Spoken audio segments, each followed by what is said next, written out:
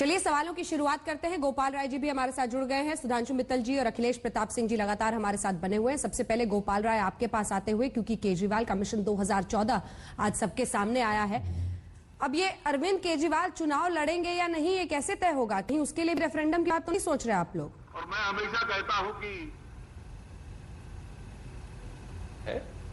आम आदमी पार्टी 2014 का लोकसभा चुनाव अरविंद केजरीवाल के नेतृत्व में लड़ेगी।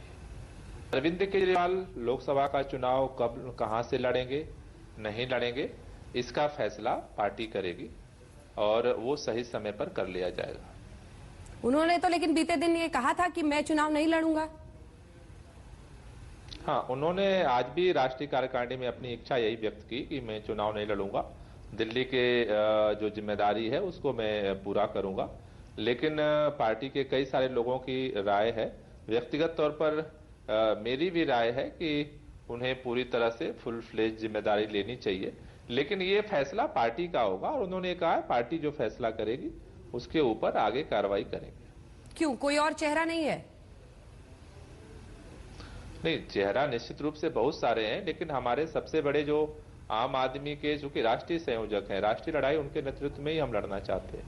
चलिए सुधांशु मित्तल जी का रुख करती हूँ। सुधांशु मित्तल जी, अब तस्वीर लगभग साफ है, आप दोनों के बाद सबसे बड़ी पार्टी के रूप में अगर कोई उभरता हुआ दिख रहा है, और अगर नरेंद्र मोदी का, अगर उनकी भाषा में कहें नरेंद्र मोदी की रथ को कोई रोकता हुआ दिख रहा है तो अरविंद केजरीवाल। जिस तरह से हर घर तक पहुंचने की कोशिश इनकी हो रही है सदस्यता के जरिए, आपने भी एक वोट एक नोट ये शुरुआत की थी, लेकिन लगता नहीं है कि बाजी मारते चले जा रहे हैं? जिस तरह से उन्होंने आग एक दिल्ली में लगाई, वही पूरे देश में भी ना हो जाए? अंजना जी, ये तो अतिशोक्ति है जो आप कुछ कह रही हैं, और इस सारे कहने की पीछे प्रामाणिकता क्या, मैं तो ये नहीं जानता। दिल्ली का परिप्रेक्ष्य देखें तो दिल्ली की सबसे बड़ी पार्टी भी हम ही है, ये नंबर 2 की पार्टी है। फिर भी आपका जो स्वर है और आपका जो मूल्यांकन है और विश्लेषण है, ऐसा लगता है कि ये जीते हुए हम लोग हारे हुए हैं। तो थोड़ा सा कहीं मुझे लगता है संयम रखना चाहिए। सर, चूंकि आपने संयम की बात की है तो मुझे भी एक सेकंड सर, चूंकि आपने संयम की बात की है, एक सेकंड सर, मुझे भी बोल लेने दीजिए। आप ये कह रहे हैं कि आप ही यहां पर जीत कर आए हैं, लेकिन सर मैं तो आपसे ये पूछना चाहती हूं कि आपके लिए तो दिल्ली की सियासत, दिल्ली की राजनीति, यहां का तख्तो-ताज सजकर रखा था थाली पे, लेकिन आप उसे ले पाते, इससे पहले अरविंद केजरीवाल ले गए। यहां पर तो 15 साल के, आप क्या चाहती हैं? 15 साल के नहीं, मेरी चाहत से कुछ नहीं होता, मैं सिर्फ आपसे सवाल कर रही हूं। जो आप लोगों को मिल सकता था वो किसी ने छीना तो अरविंद केजरीवाल ने। जी बोले। अंजना जी, जिन तरीके और तौर तरीकों से आप कह रही हैं हमें करना चाहिए था, मेरे को बिल्कुल नहीं मंजूर है। हमें किसी भी तरीके से अनैतिक कार्य करके ये ताज नहीं चाहिए था, हमने नहीं लिया है। हम 32 है या 28 है, लेकिन हमने कहा नहीं, हमारे पास समर्थन क्योंकि किसी दूसरे राजनीतिक संगठन का मिल ही नहीं सकता, हमें कांग्रेस का समर्थन मंजूर ही नहीं हो सकता था। हाँ, इनको मंजूर था, जिसको गाली दे उसी का समर्थन नहीं बोले। चलिए ठीक है, देश की बात करते हैं, देश की। अब 2014 की, मैं अब 2000 की बात आती, 2014 की बात आती है। देखिए, जनादेश का मूल्यांकन करना इन चुनावों का जो हुए थे उसका भी पहले ढंग से कर लीजिए, और आगे क्या होने वाला उसका भी कर दीजिए। दूसरा एक और चीज बताता हूं, आप जो कह रही तीसरी बड़ी पार्टी है, आप बीएसपी को जो है कहीं भूल रही हैं। बीएसपी कितनी सीटों पे लड़ती है, बीएसपी कितनी वोट लेती है, सारा उसका भी मूल्यांकन कर लीजिए।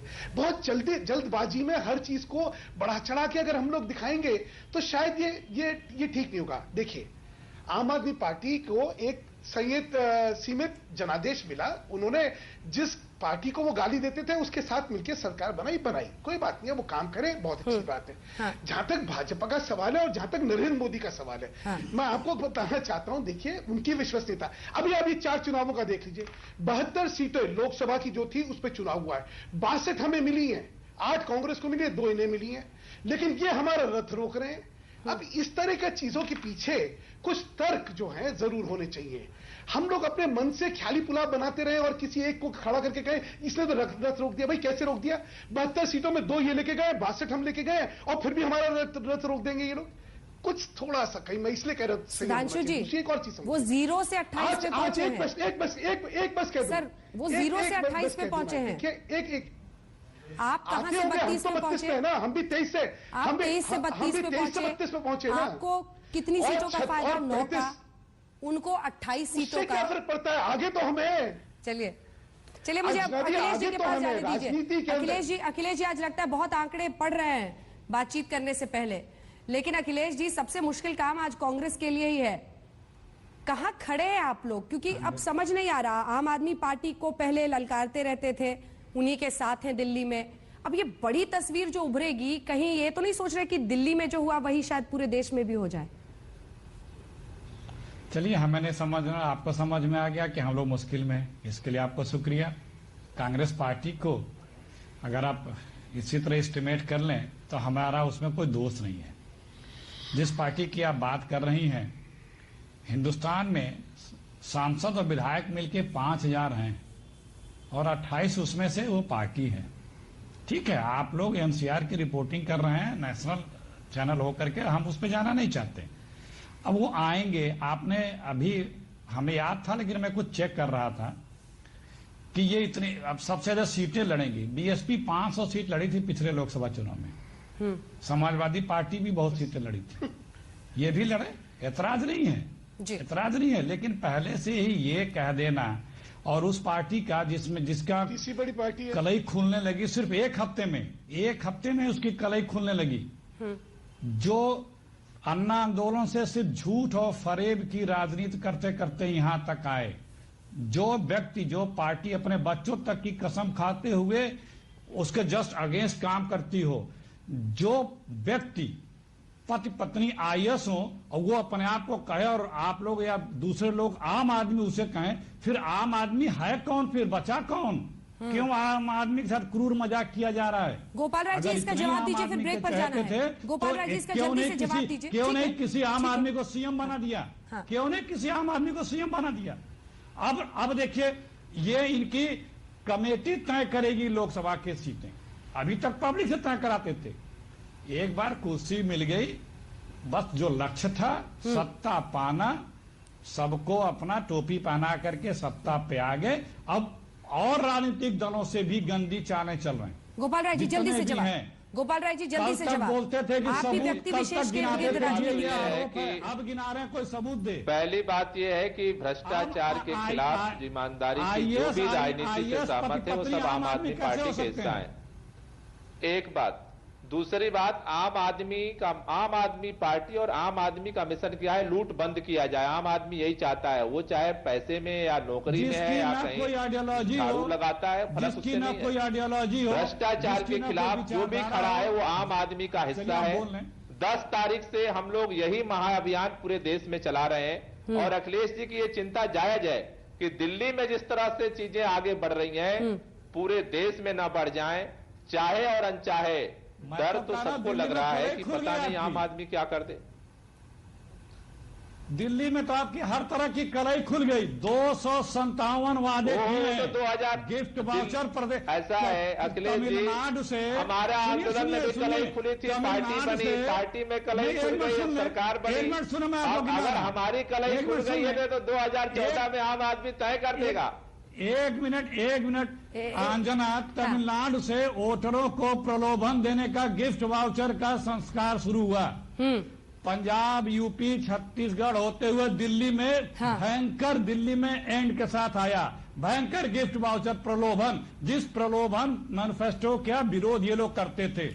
लेकिन सवाल ये है कि प्रलोभन पर वही टिप्पणी करे, प्रलोभन पर वही टिप्पणी करने जिसने खुद प्रलोभन न दिया हो। यह बहुत मुश्किल होगा आईने में देखने पर, कांग्रेस, बीजेपी या फिर किसी और के लिए। एक ब्रेक के लिए रुक रहे हैं, लेकिन आम आदमी पार्टी के लिए जो तमाम चुनौतियों उनका जिक्र, और सुधांशु जी भी कुछ कहना चाह रहे थे। ब्रेक के बाद फौरन लौट रहे, आप देख कर अखिलेश जी, जब राहुल गांधी भी ये कहते हैं कि बहुत कुछ सीखने को है आम आदमी पार्टी से, तो ये आप लोग उससे भिन्न राय देते हुए क्यों नजर आते हैं? देखिए, हर छोटे से बच्चे से भी सीखने की आवश्यकता होती है। कोई चीज उसमें अगर विशेष लक्षण कुछ है, हर किसी से सीखा जाता है, लेकिन इसका मतलब नहीं कि टोटलिटी में वो बेस्ट हैं। कोई पार्ट में किसी से, जीवन में हर कोई किसी से नसीहत लेता रहता है, उसको मिलते रहती है, क्योंकि समाज ही सबसे बड़ा टीचर होता है, उसमें जो अगल बगल दुनिया देखी जाती है। लेकिन अगर ये कहे इस पार्टी की आइडियोलॉजी क्या है, क्या एजेंडा, क्या आइडियोलॉजी क्या है इस पार्टी की? कहीं की ईंटा, कहीं करोड़ा, भानुमति ने कुनबा जोड़ा, गोपाल ठीक है, जी, सत्ता में आ गया, स्वागत है। सुधांशु जी आ रही हूं आपके पास इसके और बाद। इसकी किन किन मुद्दों पे इसकी क्या आइडियोलॉजी है, किसी को पता है? कोई इनका एजेंडा तय है? ये कभी बीजेपी और कभी किसी छात्र है, कोई नहीं। देखिए, वो तो कोई कुछ भी पा सकता है कभी, लेकिन आपकी विचारधारा क्या है? सांप्रदायिकता से लेकर के इंटरनेशनल, नेशनल, डोमेस्टिक, कास्ट, जो रिजर्वेशन, तमाम चीजें हैं, क्या है? कुछ पता है? आप लोग रोज चैनलों पे आते हैं, कभी स्पष्ट एंकरों का पूछने पे बताते नहीं है। आप लोग स्पष्ट बीजेपी के खिलाफ भी नहीं बोलते हैं, आप अपना एजेंडा ही नहीं बताते हैं। आप लोगों का क्या पॉलिसी है? देखिए, देश में चुनाव कांग्रेस भाजपा के लोगों को समझ में नहीं आएगा, आम आदमी को समझ में आता है। ये देखिए ये कितना बड़ा दुर्भाग्य है कि हम सिक्योरिटी नहीं लेंगे, हम लाल बत्ती नहीं लेंगे, देश का ये एजेंडा है। हम इतने निचले स्तर पे आ गए हैं कि हम यही एजेंडा लेकर देश के आगे बढ़ेंगे। 21वीं सदी का यही हमारा एजेंडा होगा। हम दुनिया क्या तीसरी महाशक्ति बने हैं, आप लोगों की इस एजेंडा के बगल नहीं बने। नहीं, ये चीज ये आपके लिए होगा, ये आपके लिए होगा। 120 करोड़ आप बोल रहे हैं। जवाब सुन लीजिए अखिलेश जी, जवाब सुन लीजिए, ठीक है? अखिलेश जी जवाब देना चाह रहे हैं वो, ठीक है? आपने बहुत महत्वपूर्ण बिंदु उठाए हैं। गोपाल राय जी, देखिए, पहली बात यह है कि अखिलेश जी ये कह रहे हैं, एकदम ये सही बात है। अंग्रेजी, हाँ बोलिए। अंग्रेजी राज का जो भी वीआईपी कल्चर है वो खत्म होगा। एक बात, आम आदमी का नोट और आम आदमी का वोट, लाल बत्ती क्यों चलेगी? किस लिए चलेगी? आम आदमी का सम्मान इसमें छुपा हुआ है। जिस तरह से आम आदमी को दरकिनार करते हुए पूरी भारतीय राजनीति चल रही है, उसको बदलना एजेंडा है हमारा। भ्रष्टाचार को मिटाना हमारा एजेंडा है। देश के अंदर ईमान और इंसानियत को स्थापित करना हमारा एजेंडा है। और ये कांग्रेस भाजपा के लोगों को समझ में नहीं आएगा। आर्थिक नीतियों को लेकर, आर्थिक नीतियों को लेकर लोग जानना चाहते हैं, क्या सब्सिडी की तरफ आप बढ़ रहे हैं? गोपाल, एक सेकंड, एक सवाल मैं भी पूछूं अखिलेश। अंजना, जो भी पॉलिटिशियन है वो पब्लिक के बीच में रहता है, वो चाहता है, मैक्सिमम लोग इस बात को राजी हैं, चाहते हैं कि ये लाल बत्ती कल्चर, गनर कल्चर न हो, ये मैक्सिमम चाहते हैं। लेकिन क्या ये अगर समाज खत्म हो जाए तो देश की सब समस्याओं से निजात मिल जाएगा? क्या देश की और समस्याएं नहीं है? ऐसे चलेगी क्या? प्राथमिकता नहीं है? अंजना जी, ये चर्चा ऐसे चलेगी क्या? सुधांशु जी को बोलने दीजिए, शिष्टाचार के साथ आरोप लगते हैं अंजना, जब इनके ऊपर भ्रष्टाचार के आरोप लगते हैं तो ये मीडिया तक को धमकी देते हैं मुकदमे करने के, और कहते हैं कि 2,500 करोड़ रुपए पेमेंट हुआ है मीडिया को मेरे खिलाफ स्टोरी प्लांट करने के लिए। ये इनकी विचारधारा है, और खुद जांच करके बता देते हैं कि सब निर्दोष है। सुधांशु जी, जल्दी से आपका कमेंट, फिर मुझे ब्रेक पर जाना है। गोपाल राय जी, इन तमाम सवालों के जवाब आपसे ब्रेक के बाद लेंगे। सुधांशु जी। अंजना जी, मैं फिर कह रहा हूं, मूल्यांकन और विश्लेषण को ऑब्जेक्टिवली करिए। प्री डिटरमिन्ड माइंडसेट से करेंगे तो कैसे होगा? देखिए, बड़ी विडंबना देखिए, जिसने समर्थन दिया उसका रुख देख लीजिए, जिसने समर्थन लिया उसका रुख ले लीजिए, और फिर आप कह रहे हैं कि नरेंद्र मोदी का रथ रोकने वाले। थोड़ा कहीं सत्यता जो है उसका प्रतिबिंब भी जो है इस चर्चा से निकल के आना चाहिए। जहां तक गोपाल राय जी की बात है, आम आदमी की खास बातें जरा मैं आपके सामने रख देता हूं। उस दिन आम आदमी जो है ओथ लेने के लिए एक मेट्रो से आए थे। मुझे अच्छा लगता अगर आम आदमी आम मेट्रो से आते। वो आम मेट्रो से नहीं आए तो वो खास मेट्रो से आए थे। वो मेट्रो नॉर्मल मेट्रो नहीं थी, स्पेशल मेट्रो थी इनकी ट्रेन। अगर इस तरह का सिर्फ प्रतीकवाद और संकेतवाद पे राजनीति चलानी है तो नहीं चल सकता। राजनीति चलेगी विश्वसनीयता से, प्रामाणिकता से। आप बातें करें वायदों की, हम बातें करें परफॉर्मेंस की। हाँ। आज जो नरेंद्र मोदी ने करके दिखाया है, उनका राज में कुशासन है या सुशासन है, अपने आप जान दीजिए। भ्रष्टाचार की लड़ाई किसने लड़ी है? महत्वपूर्ण बात आप कह रहे हैं, मौका देंगे, लेकिन ब्रेक के लिए मजबूरन मुझे रुकना पड़ रहा है। लेकिन एक सवाल आपके लिए भी मेरे पास है, और वो सवाल ये है सुधांशु मित्तल जी, कि सच बताइएगा, क्या आपकी बैठकों में आजकल अरविंद केजरीवाल और उनकी इस तरक्की पर माथापच्ची नहीं होती है? डरे हुए नहीं है अंदर खाने? ब्रेक के बाद आप देखते रहिए। आज हमारी ये विशेष पेशकश जारी है जिसमें हम सवाल जवाब कर रहे हैं उस राजनीतिक परिस्थितियों पर जो 2014 के मद्देनजर उभरती हुई दिखाई दे रही है। तीनों ही पार्टियों के मेहमान हमारे साथ मौजूद है। सुधांशु मित्तल जी, एक ईमानदार सवाल का ईमानदार जवाब दीजिएगा। ऐसा भी नहीं है कि आप लोग बैठकों में अरविंद केजरीवाल और उनके बढ़ते कदम के बारे में चर्चा और चिंता नहीं करते होंगे, सच कह रही हूं? अंजना जी, कोई भी जब रणनीति बनाई जाती है तो जिसको कहते हैं माइक्रो मैनेजमेंट, उसके हिसाब से बनाई जाती है। और क्योंकि लोकसभा के चुनाव है तो हर राज्य के बारे में आप चिंता करेंगे। दिल्ली का परिप्रेक्ष्य आएगा तो हां जरूर करेंगे, आम आदमी पार्टी की क्यों नहीं करेंगे। अगर नंबर 2 पार्टी उभर के आई है और लोकसभा में है, मैं थोड़े से आंकड़े आपको 1 मिनट देना चाहता हूं ताकि आपको चीजों का परिप्रेक्ष्य जो है उसका किस कॉन्टेक्स्ट में रखना चाहिए आ जाए। हाँ। दिल्ली में 7 सीटें हैं, दिल्ली विरतिया के हिसाब से 16वें नंबर पे आता है। सबसे ज्यादा 80 सीटें हैं यूपी के अंदर, 48 है महाराष्ट्र में, 42 है आंध्र में, 42 है वेस्ट बंगाल में, 40 है बंगाल के अंदर, 29 है कर्नाटक में, 28 जो है सीटें हैं इस समय मध्य प्रदेश में, 26 सीटें गुजरात में, 25 सीटें हैं राजस्थान में, उसके बाद 21 सीटें उड़ीसा। सुनिए ये 16वें नंबर पर दिल्ली आता है, 15वें नंबर पर हरियाणा आता है। अभी मैंने सुना था कि हरियाणा में ये लड़ना चाहते हैं और दिल्ली में लड़ रहे हैं, और उस चीज को लेके आप कहां लेके जा रही हैं? थोड़ा कुछ तो और सुन लीजिए। अरे लोकसभा की ज्यादातर सीटों पर, अरे सुधांशु मित्तल जी एक सेकंड, अरे सर आप सुना नहीं है आपने, ज्यादातर सीटों पर लड़ रहे हैं वो लोकसभा की सीटों पर। ये सिर्फ दिल्ली और हरियाणा की बात नहीं है। आपको कुछ पहले कहते थे चुनाव नहीं लड़ सकते, अब आप कह रहे हैं कि सिर्फ दिल्ली के ही सेंट्रिक हैं ये कहना चाह रहे हैं ना आप, यही कह रहे हैं। मैं आपसे एक चीज ये कहना चाह रहा हूं कि अभी भी जो चुनाव के नतीजे आए हैं उनको सही परिप्रेक्ष्य में तो रखिए। दिल्ली में 7 लोकसभा सीटें हैं, अगर इन चुनावों के नतीजों को उन 7 पे फैलाइए, 5 हम जीते हैं, ये 2 जीते हैं, 2 सीटें जीतने वाला जो है वो नरेंद्र मोदी का रथ रोकेगा। कम से कम ये तो अतिशोक्ति ना करिए ना। ये निकल के आया एक नया फिनोमेना है, ये लड़ना चाहते हैं, वो सारी चीजें ठीक है। 300 सीटें पर लड़ना चाहते हैं और ये नंबर 3 पार्टी हो जाएंगे।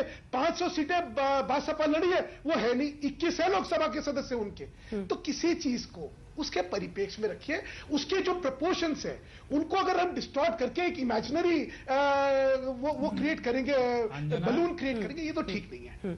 अखिलेश जी अपनी बात जल्दी से रखिए, फिर मैं गोपाल राय जी के पास जाऊंगी। हाँ अंजना, 60 वर्षों में जो एक नेशनल पार्टी है बीजेपी, वो भी अभी कुछ ही स्टेटों तक पहुंच पाई है। वही तो अभी तो ये 28 सीटें हैं, 5000 में से 28 हैं, ठीक है। सबको अपना अपना बढ़ने का ख्वाब राजनीति में रखना चाहिए, रखें, कोई बुरी बात नहीं है। लेकिन हम कह रहे हैं महत्वपूर्ण विषय ये है कि जो वादे करके, जो सब जवाब दिखा करके दिल्ली की गद्दी पे आए, उसको जो इन्होंने टाइम बाउंड तमाम चीजें कही थी, उस पे क्या कर रहे हैं? जो 52 पन्ने 51 पन्ने का इनका वो था, एजेंडा था, जिसपे इन्होंने गिफ्ट वाउचर लिख रखे हैं, कहां क्या क्या किया।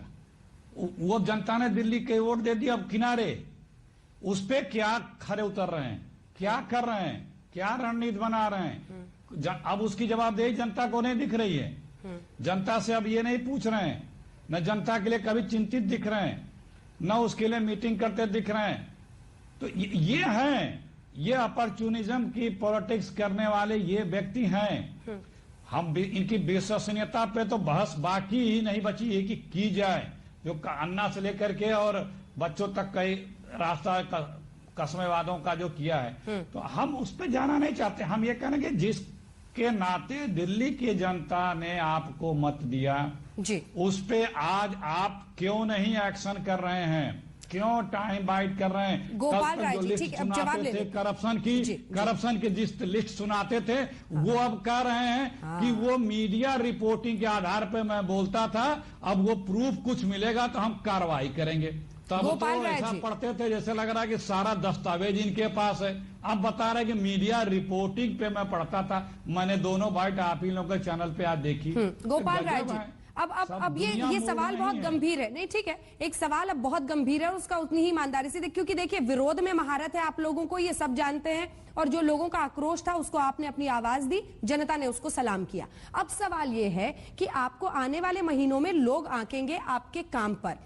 आपने कहा था भ्रष्टाचार के खिलाफ आपकी आवाज बुलंद होगी, लेकिन आज अरविंद केजरीवाल को सामने आकर ये सफाई देनी पड़ी कि जरा सा वक्त दीजिए, भ्रष्टाचार पर भी मैं ईमानदारी से काम करूंगा, थोड़ा सा टाइम दीजिए। लोगों का ये मानना है और ये आपके मुरीदों का भी मानना है कि भ्रष्टाचार को कहीं आप बैक बर्नर पे तो नहीं रख रहे। सवाल नंबर 1। सवाल नंबर 2, आपकी आर्थिक नीतियों को लेकर लोग असमंजस में दिखाई देते हैं। ऐसे भी लोग जो आपके प्रशंसक हैं, उनका मानना है कि अभी तो आपने पूरी तरह से जो ऑडिट होनी थी बिजली कंपनियों की वो हुई भी नहीं, वो लॉस दिखा रही थी नकली, ये आपने पर्दाफाश भी नहीं किया। आप सब्सिडी की तरफ जिस तरह से बढ़ रहे हैं, आप आर्थिक नीतियों को लेकर एक डिजास्टर साबित हो सकते हैं। ये ऐसी बातें हैं जो आपके मुरीद भी कह रहे हैं, इसका सीधा सीधा जवाब दीजिएगा।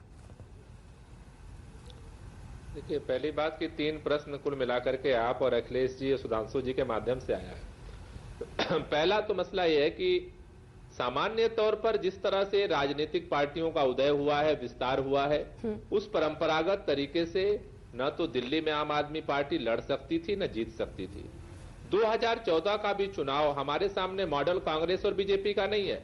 हमारे सामने जो मॉडल है, जेपी आंदोलन के बाद एक आंदोलन के गर्भ से पैदा हुई पार्टी, और इस जो वाइब्रेशन है उसके आधार पर दिल्ली में भी हमें जो कुछ मिला है, आम आदमी के मन में जो चल रहा है, और देश के अंदर भी वो वेव्स बढ़ रही है, ये हम लोगों को साफ दिख रहा है। गोपाल जी, आप मेरे सवाल का जवाब आधार पर देने की शुरुआत भी नहीं कर रहे। मैंने बड़े पॉइंटेड क्वेश्चंस पूछे थे आपसे। किसका आंदोलन था? जनता का आंदोलन था। पहली बात, मैंने तीनों का सवाल उसी में जोड़ा है। बड़ा आंदोलन था और किसी का नेतृत्व एक नहीं हुआ सेकंड था। अखिलेश जी आप बोलेंगे तो मैं बोलूंगा तो डिस्टर्ब हो जाएंगे आप। थोड़े देर सुन लीजिए, बोलने से केवल जवाब नहीं मिलता है। पहला सवाल मैंने कहा कि ये एक नए तरह का राजनीतिक परिवर्तन शुरू हो रहा है। दूसरी बात जो आपने कही है, 15 साल तक जिसने एक बार अपना हिसाब किताब नहीं मांगा, वो 15 दिन भी नहीं हुए सरकार को, उसको सारा हिसाब चाहिए। पार्टी निश्चित रूप से जवाबदेही हमारी कांग्रेस भाजपा के प्रति नहीं है। जिन चीजों के वादे के साथ और लोगों के समर्थन से हम आए हैं, उन सब चीजों पे रूपरेखा तैयार हो रही है, और आगामी दिनों में 2 महीने चुनाव आचार संहिता से पहले बहुत सारे काम आप देखेंगे एक एक करके, तभी आपको संतुष्टि मिल जाएगी। तीसरी बात जो आपने कही कि देखिए, भ्रष्टाचार को लेकर के जो हमारा पहले कमिटमेंट था वही हमारा आज भी कमिटमेंट है। उन सारे चीजों को लेकर के हम लोग अपना मैकेनिज्म बना रहे हैं, लेकिन ये बात सच है कि नहीं गोपाल भाई जी, ये सवाल इसलिए आपसे पूछा जा रहा है ना क्योंकि आपने बहुत हाई मॉरल ग्राउंड क्लेम किया। आपने कहा था कि देखिए महीने महीने लगा देते हैं भाई, हम तो 4 दिन में करके दिखा सकते हैं। ये आप ही लोगों की बातें हैं और इसीलिए आपसे पूछा जा रहा है, और ये सवाल आपसे इसलिए पूछा जा रहा है क्योंकि आप हमेशा टाइमलाइन की बात करते रहे हैं, फिर अब टाइमलाइन का जिक्र होता नहीं दिख रहा भ्रष्टाचार के मुद्दे पर। ब्रेक के बाद फौरन लौट रहे हैं, आप देखते रहिए।